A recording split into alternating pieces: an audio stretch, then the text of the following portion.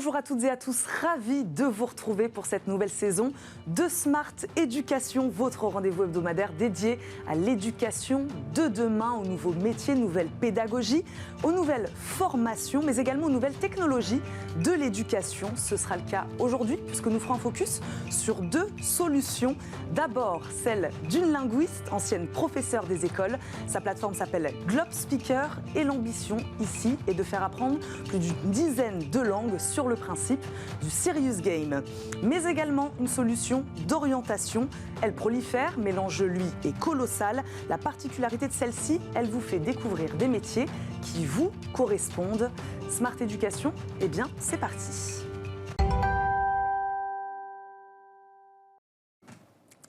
Et nous sommes d'abord avec Vigdis Maurice Herrera, fondatrice de Globe Speaker, une plateforme, je le disais, avec une méthode basée sur le jeu. Bonjour Vigdis. Bonjour Eva. Merci beaucoup de nous accompagner. On vous a déjà reçu dans Smart Éducation. On vous connaît bien.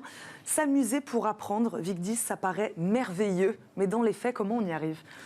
Alors, le jeu, ça va être un moteur, quelque chose qui va donner l'envie de continuer l'apprentissage, vu qu'on va vivre l'apprentissage, non pas comme une contrainte ou quelque chose comme un passage obligé, mais comme un moment qui va donner du plaisir et de la satisfaction à minima immédiate, vu qu'on y prend du plaisir, et puis de la satisfaction sur le long terme, vu qu'on apprend et qu'on retient quelque chose et qu'on emmagasine des connaissances. Donc le jeu, c'est un énorme facteur d'apprentissage. Donc je le disais, une plateforme d'apprentissage des langues, l'arabe, le chinois, le japonais, le russe. Pourquoi vous avez fait le choix de proposer un panel aussi large ? Alors, tout d'abord parce qu'il n'y a pas de bonne langue à apprendre. Il n'y a pas de bonne langue, de langue plus utile qu'une autre. Il y a la langue qu'on va utiliser et dont on va avoir besoin dans un contexte spécifique. On avait tendance pendant très longtemps à imposer l'anglais et puis le combo espagnol ou allemand, enfin surtout espagnol quand même. Alors, il n'y a pas de jugement de valeur, aucunement. Par contre, avoir un panel de personnes avec des bagages linguistiques plus variés, plus larges, ça va permettre de différencier un petit peu les profils sur le marché du travail, ça va permettre de différencier les expériences. Moi, qui ai vécu en Chine, qui ai travaillé avec la Chine, qui travaille principalement sur le sujet du chinois, si j'avais fait de l'espagnol à l'école, c'était moins pertinent par rapport à mon parcours. Et mon parcours a été permis parce que j'ai appris cette langue.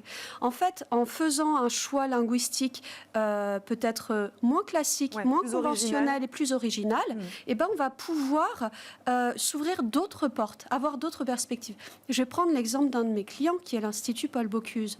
Donc, l'excellence culinaire française, ça veut dire qu'on va avoir des jeunes qui vont se former à partager notre culture et aussi à travers le monde, parce qu'ils vont se former au russe, au japonais, au chinois, à l'arabe. Et les perspectives professionnelles pour eux, elles sont extrêmement larges.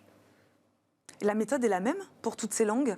Alors, la méthode va reposer sur le même pilier, le serious game, toujours, parce que ça, c'est le moteur de l'apprentissage.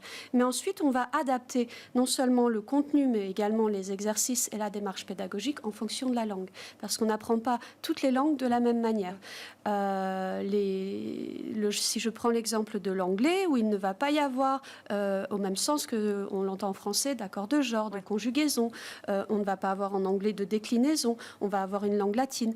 Si je prends l'exemple du français, on va avoir des accords de genre, des accords de nombre, une conjugaison en grande quantité. Et si on va sur l'allemand, on va avoir des déclinaisons. En chinois, on ne va pas avoir d'alphabet, on ne va pas avoir d'accords de genre, d'accords de nombre, etc. Donc, toutes ces langues sont différentes. Les exercices sont différents. Voilà, et même l'approche, le parcours pédagogique, parce qu'on ne va pas commencer par les mêmes choses, vu que les difficultés à des instants donnés ne sont pas les mêmes. Donc on ne peut pas proposer quelque chose d'identique. Donc on ne peut pas répondre à cette question, combien de temps on met véritablement avant de parler, d'ancrer une langue étrangère ? C'est pas pareil pour l'anglais, pour le russe ou pour le chinois ?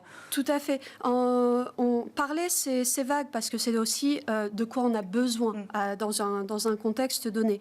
Mais Et nous, on va avoir des statistiques, par exemple, sur notre site par rapport à l'usage des gens et le temps passé par les gens sur la plateforme. Et il est vrai que pour des francophones, on va passer moins de temps à atteindre le niveau A1 en espagnol ou en anglais qu'en japonais, en russe ou en chinois. Mais parce que le gap, il est quand même un peu plus élevé et les exercices pour y arriver, il va y en avoir plus. Mais la particularité de notre méthode, c'est qu'on s'adapte à l'apprenant. Et donc, on ne peut pas dire il y a tant de temps pour atteindre le niveau A1. Ça va être une moyenne entre nos utilisateurs. Vous parliez du milieu professionnel, c'est vrai que c'est intéressant. Aujourd'hui, vous vous adressez à qui? Vous vous adressez aux élèves, vous vous adressez aux étudiants, vous parlez de l'Institut Bocuse, vous vous adressez aussi aux salariés? Alors, on s'adresse à toutes les personnes qui veulent apprendre des langues. On va avoir des clients particuliers, mais on va aussi avoir des écoles, primaires, collèges, lycées. On va avoir des établissements universitaires, enseignement supérieur. On va avoir des organismes de formation professionnelle. On va avoir des entreprises.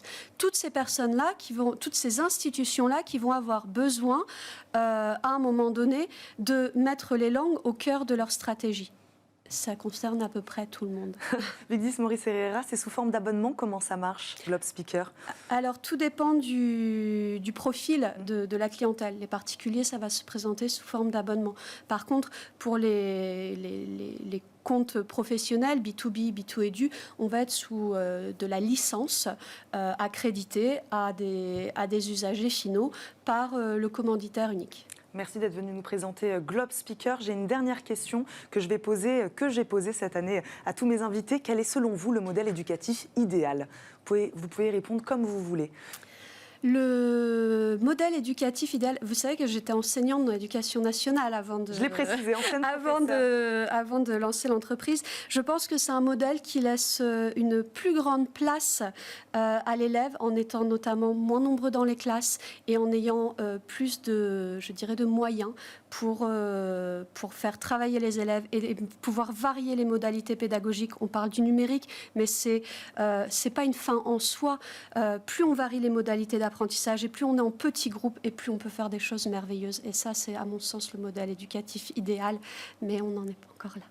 Merci Vigdis Maurice Herrera d'avoir répondu à nos questions aujourd'hui. Je rappelle, vous êtes la fondatrice de Globe Speaker. Merci d'avoir été avec nous.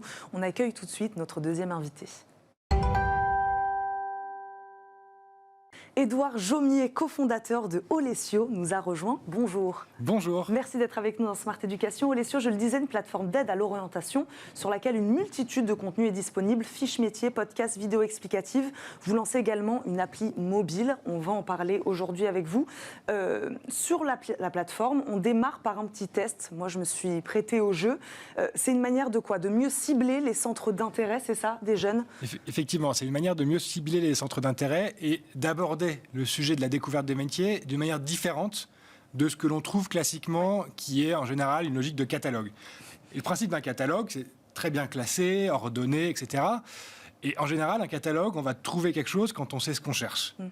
Si on ne sait pas ce qu'on cherche, on ne va pas trouver grand-chose. Alors, quelles questions vous leur posez à ces jeunes et comment l'algorithme, après, fait sa petite tambouille? On va leur demander ce qu'ils aiment, ce qu'ils font et ce qu'ils connaissent.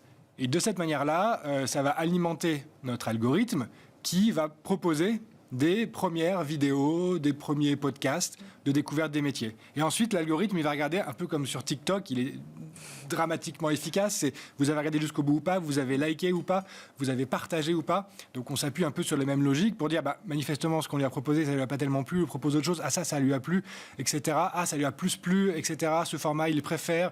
Et de fil en aiguille, on va pouvoir l'orienter dans la découverte de sujets professionnels, de métiers, d'environnements qui l'intéressent. Le but, c'est de l'amener où, ce jeune? Le but, c'est de l'amener à découvrir des métiers et d'éclairer son choix.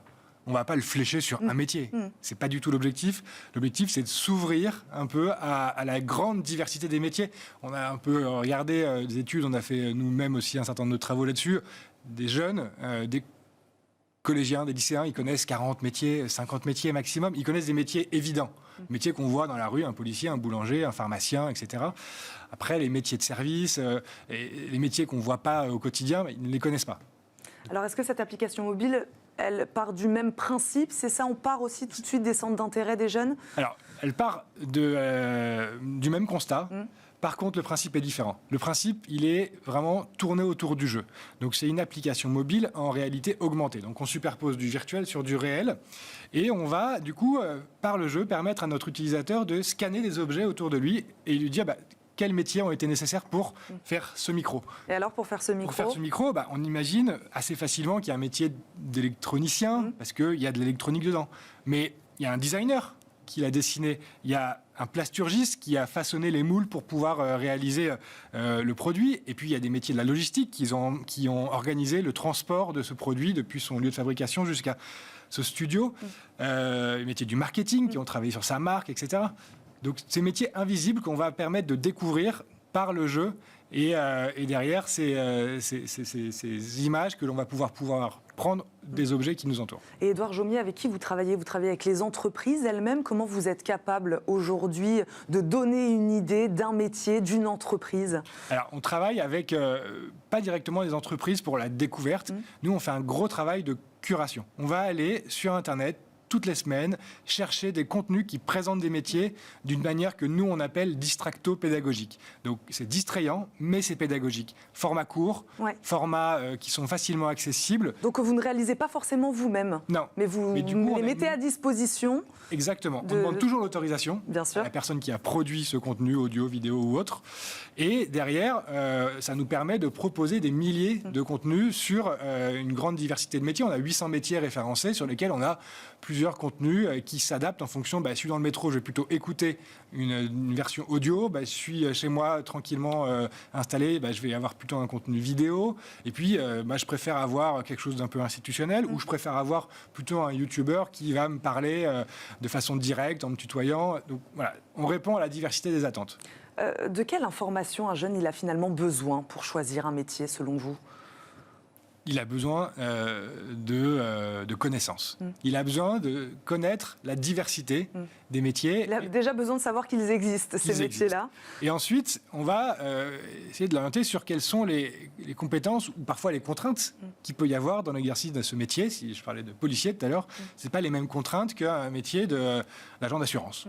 Donc, il y a un certain nombre d'informations comme ça qu'il faut connaître. Et puis, il y a un certain nombre de compétences qui sont plus attendues dans certains métiers. Il y a un métier commercial, il y a des compétences relationnelles qui sont intimement liées à ce métier-là. En revanche, si jamais je fais un métier de comptable, j'ai peut-être moins besoin, je ne dis pas qu'elles ne sont pas nécessaires, mais j'en ai peut-être un peu moins besoin que dans un métier commercial. Quel est votre business model chez Olesio? Comment ça marche? Est-ce qu'on doit s'abonner? Non, c'est toujours, et ce sera toujours gratuit pour les utilisateurs. Et ça, c'est hyper important. En revanche, on est un acteur économique, on a besoin de se financer, donc on a une activité de conseil auprès des acteurs de l'emploi et de la formation, c'est une chose. Et ensuite, le modèle économique, c'est de faire de la mise en relation entre nos utilisateurs et soit des acteurs de la formation, soit des acteurs qui vont recruter. Donc des entreprises parfois qui vont recruter directement et former chez eux. En tout cas, c'est gratuit pour le jeune qui veut découvrir les métiers. C'était important de le préciser. Une toute petite question, il nous reste 20 secondes. C'est une question que j'ai envie de poser à tous mes invités cette année. Quel est, selon vous, Édouard Jaumier, le modèle éducatif idéal, alors qu'on parle d'orientation là actuellement? Bon, je pense qu'un modèle éducatif idéal, il n'existe pas parce qu'il va dépendre de qui est le receveur. En revanche, moi, je suis intimement convaincu que c'est un modèle d'ouverture à la curiosité qui va fonctionner et qui va permettre à tous ces jeunes d'être curieux, d'avoir envie de découvrir, d'avoir envie de creuser les choses et de s'ouvrir au monde. Et c'est ce que vous les aidez à faire avec Olesio. Merci beaucoup, Édouard Jaumier. Je rappelle, vous êtes le cofondateur de Olesio. Merci d'avoir été avec nous aujourd'hui dans Smart Éducation. Merci à vous de nous avoir suivis. On se retrouve évidemment très vite pour un nouveau numéro de Smart Éducation. À très vite sur Smart. Ciao.